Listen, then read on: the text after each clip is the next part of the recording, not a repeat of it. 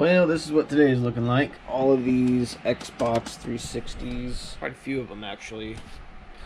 Here's one of my old Opus ones with the Team Executor little hard drive deal on it. So I'm just kind of going through all these and updating to the latest dash. These will be up on eBay at some point. Eject. I've forgotten how to do some of this stuff. On this one I'm gonna have to format it, but yeah, so you guys expect some content like this, some Xbox 360 content, and we'll get it popping. First attempt at RGH3. Luckily I had a retail Trinity and some 3.3k ohm resistors laying around.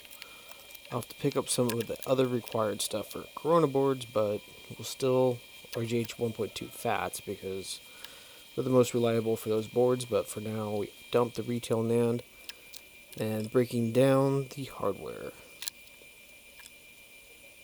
Touching up the NAND wires here because these have been soldered to this board since like 2020-ish. So I think a touch-up is good practice even though we already dumped the NAND successfully. Can't hurt it. We're also replacing the thermal paste because we're here anyway. Now I'm preparing my wire.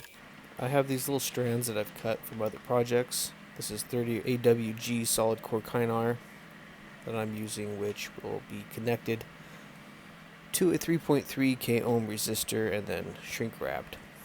Tinning each end can be tedious, makes everything so much easier and straighter. Now that's done, I will move on to removing the heatsink, cleaning the CPU, and clearing my area for the next portion of this install.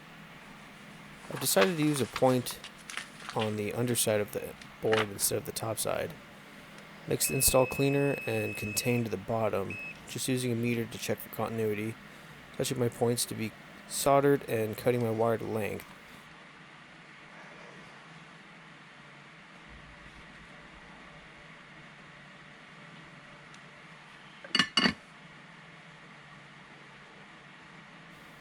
That's one wire done. Checking with my microscope to make sure I have a good solid connection. To the hard part of scraping masking to reveal a point that we need to solder to. This can be tricky without a microscope, so be careful if you decide that this is something you want to do.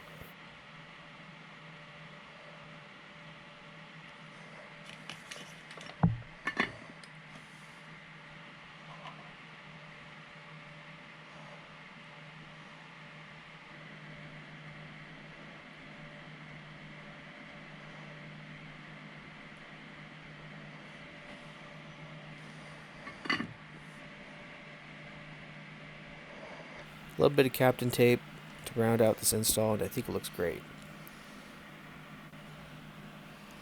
Now we need to get the heatsink back on so we can write ZELL and grab the CPU key. Now with that done, we can extract the files for our backup files and write and rebuild the RGH3 image to our NAND.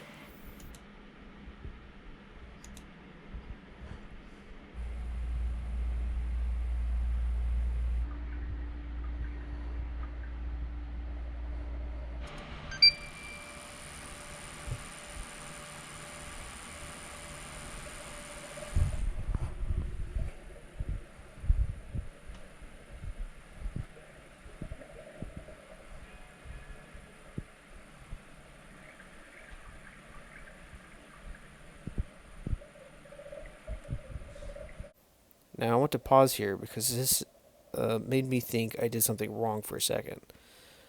The right operation of the NAND was fine without error, so I couldn't understand the situation. So instead of getting wild with the soldering iron, I decided to recreate an updflash.bin file and reflash through ZELL. This fixed the E71 error and booted up perfect without problem on dash 17559.